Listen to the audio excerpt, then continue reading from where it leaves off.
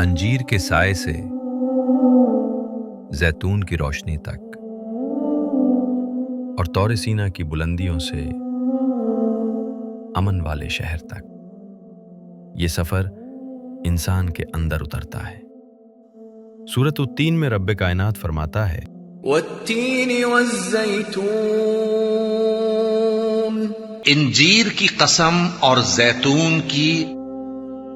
انسان کی تخلیق کے ذکر سے قبل فگ، انجیر کی جو قسم ہے بہت ریلیونٹ ہے۔ یہ جو بعض لوگ انسان یا انسانی برین سے انجیر کی اسٹرکچرل ریزیمبلنس کی بات کرتے ہیں، یہ مناسب نہیں ہے۔ دیکھیں، انجیر کی انسان کے ساتھ مانوی مشابہت تو ہے مگر اسٹرکچرل ریزیمبلنس بالکل نہیں ہے۔ انجیر جس طرح دیکھنے میں ایک عام سا پھل نظر آتا ہے بنا گٹلی اور چھلکے کے، مگر قدرت کا عجب شاہکار ہے۔ یہ غذا کم اور دوا زیادہ ہے۔ آپ ذرا اس کے منرلز تو اسٹڈی کریں۔ اس میں فائبر ہے، آئرن ہے، کیلشیم ہے، میگنیشیم ہے، پوٹیشیم ہے، فاسفورس ہے، اینٹی آکسیڈنٹس ہے۔ یہ عام سا دکھنے والا پھل قدرت کی قیمتی نعمتوں سے مالا مال ہے۔ بالکل اسی طرح دکھنے میں انسان بھی ایک عام سی مخلوق ہے، یعنی یہ سمبولیکل سملرٹی کی بات ہو رہی ہے۔ دکھنے میں انسان بھی ایک سادہ اور عام سی مخلوق نظر آتا ہے، مگر اللہ تعالیٰ نے انسان کو اپنی تخلیق کا عجب شاہکار بنایا۔ اچھا، ایک تو یہ ریزیمبلنس جو میں نے ذکر کی، دوسرا یہ کہ انجیر کے منرلز ہیومن باڈی کو top to bottom full support کرتے ہیں۔ سر سے لے کر پیر تک، بال سے لے کر کھال تک، ہر چیز انجیر سے امپروو ہوتی ہے۔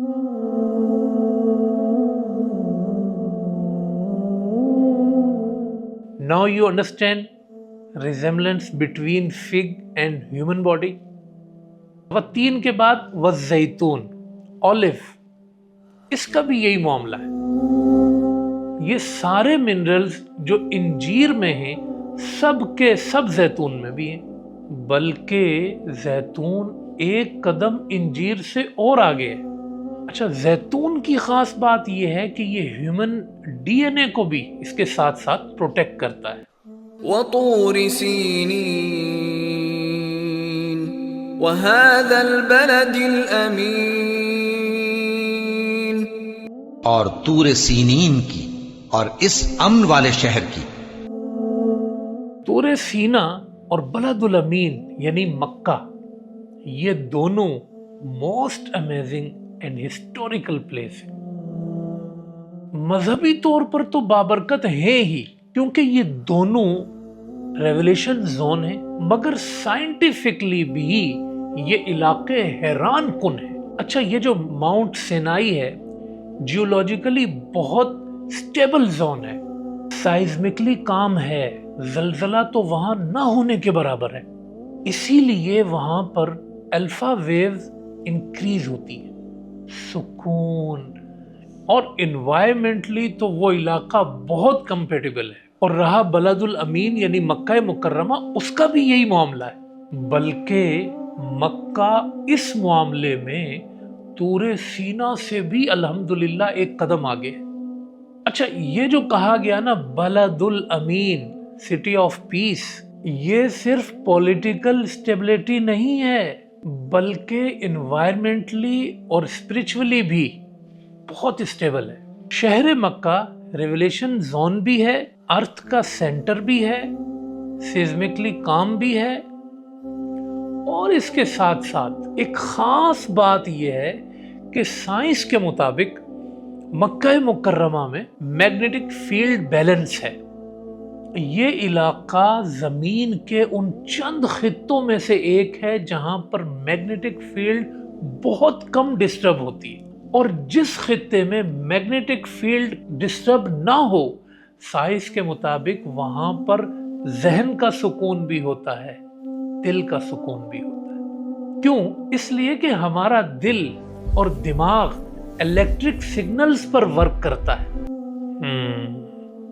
چلے میرا ایک سوال ہے، کیا آپ کو پتا ہے کہ یہ حرم میں شکار ممنوع کیوں ہے؟ چلے میں آپ کو بتاتا ہوں، بلکہ اس کا جو سائنٹیفک ریزن ہے نا وہ آپ سے شیئر کرتا ہوں۔ سائنس کے مطابق یہاں اینیملز جو ہیں وہ انسٹنکٹیولی ایگریسو نہیں ہوتے، فطری طور پر ان کو غصہ نہیں آتا۔ سائنس یہ مانتی ہے کہ جہاں اینیملز فطری طور پر ایگریسو نہ ہوں وہ علاقہ بہت پرسکون، بہت ہی پرامن ہوتا ہے۔ اس لیے شہر مکہ کو رب العالمین نے بلد الامین کہا ہے۔ لقد خلقنا الإنسان في أحسن تقويم، کہ ہم نے انسان کو بہترین سانچے میں ڈھال کر پیدا کیا ہے۔ اب دیکھیں، انسان کی تخلیق کی بات ہو رہی ہے اور احسن تقویم کا ذکر بھی آ رہا ہے۔ یاد رکھیں، احسن تقویم یعنی تخلیق کا شاہکار اور حسین ترین تخلیق بننے کے لیے داخلی جو استحکام ہے اور خارجی جو امن ہے وہ نہایت ضروری ہے، اور پھر ساتھ میں وحی کا سایہ ہو تو شخصیت خود پروان چڑھتی ہے اور احسن تقویم بنتی ہے۔ یہ ہے انسان، ہیومن بینگ، مجسمہ کمال۔ انسان اللہ تعالیٰ کی تخلیق کا عجب شاہکار ہے۔ ڈیپتھ ہی ڈیپتھ ہے اس میں، بہت کمپلیکسٹی اور نہ جانے کتنے فنکشنز ہیں۔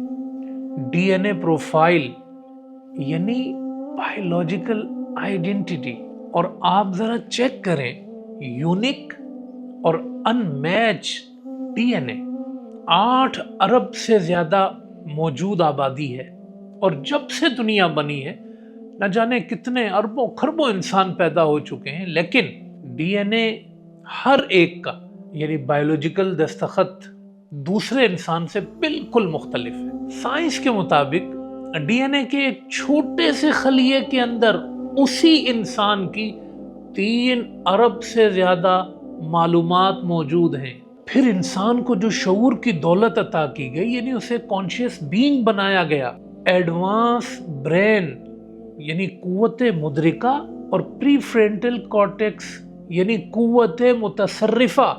آپ کو پتہ ہے نیورو سائنس کے مطابق ایک انسان کے دماغ میں 86 ارب نیورون ہیں، 86 ارب۔ پھر انسان کو اسپیکنگ پاور دی گئی جسے نطق کہتے ہیں، قوت گویائی، اور اس وقت دنیا میں ابو 6000 لینگویجز ہیں۔ انسان ایک محدود جملے میں لامحدود معنی پنہا کر دیتا ہے، سمجھ لیتا ہے، اور پھر اس کے ساتھ ساتھ اس انسان کو ایستھیٹک سینس عطا کیا گیا، حس جمالیات۔ یہ حسن کو پہچانتا ہے، رنگوں کو پہچانتا ہے، خوبصورتی کو پہچانتا ہے۔ اور بات یہاں ختم نہیں ہوئی، ایموشنل ڈیپتھ بھی اس کو عطا کی گئی، یعنی جذبات ہی جذبات، اور اسی طرح مورل ججمنٹ۔ کیا کیا اللہ نے اس انسان میں رکھا ہے، سیلف اکاؤنٹیبلٹی یعنی ضمیر بھی اللہ نے اس کو عطا کیا، اور پھر نہ جانے کیا کیا اللہ پاک نے اس انسان میں رکھا ہوا ہے۔ یعنی خلاصہ یہ ہے کہ human body top to bottom most optimized biological system ہے، قدرت کا عجب شاہکار ہے۔ ثم رددناه اسفل سافلين، پھر ہم نے اس کی حالت کو بدل کر پست سے پست کر دیا۔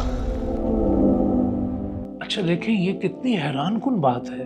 ایک طرف انسان کو احسن تقویم کہا گیا، اگر انسان احسن تقویم ہے تو پھر اسفل سافلین کیوں؟ ہائر بینگ لوئر بینگ کیسے بن سکتا ہے؟ مزے کی بات یہ ہے کہ یہ بھی سائنٹیفکلی پروو ہے۔ میں پہلے آپ کو ایک ایگزامپل دیتا ہوں۔ آپ ایک بہترین کمپیوٹر خریدیں جو برانڈڈ ہو، ایڈوانس جنریشن ہو، طاقتور مشین ہو، پورا ہارڈ ویئر قیمتی اور معیاری ہو، جیسے آپ نے ایپل کی کوئی مہنگی مشین خرید لی ہو، مگر اسے خریدنے کے بعد آپ نے اس میں سافٹ ویئر بہت ہی کمزور ڈالے، چیٹ اور کرپٹ فائلیں آپ نے اس میں ڈاؤن لوڈ کی، اس کا ریزلٹ کیا آئے گا؟ 0، 0۔ یہی معاملہ انسان کا ہے۔ انسان کا ہارڈ ویئر تو احسن تقویم ہے، مگر سافٹ ویئر یعنی جو ہم اپنی عادتیں ڈاؤن لوڈ کرتے ہیں، addiction, ego dominance, limbic decay یعنی اخلاقی زوال، اور اس کے ساتھ ساتھ برین مس یوز۔ نیورو سائنس یہ کہتی ہے کہ جب لمبک سسٹم غالب آ جائے تو پری فرنٹل کارٹیکس کمزور ہو جاتا ہے، فیصلہ صحیح نہیں کرتا، راستے صحیح نہیں چنتا۔ یہ ہے فارمولا احسن تقویم سے اسفل سافلین میں کنورٹ ہونے کا، اونچائیوں سے گہرائیوں میں گرنے کا، اعلیٰ سے اسفل بننے کا۔ سمجھ آئی آپ کو؟ ثم رددناہ اسفل سافلین۔ إلا الذين آمنوا وعملوا الصالحات، مگر جو لوگ ایمان لائے اور نیک عمل کرتے رہے۔ اب بات ہو رہی ہے کہ ہارڈ ویئر بھی طاقتور اور معیاری ہو اور سافٹ ویئر بھی طاقتور اور معیاری ہو، یعنی سپورٹڈ جو فائلیں ہیں like faith, belief, truthness, right path, positivity and good usage of brain, تو ریزلٹ کیا آئے گا؟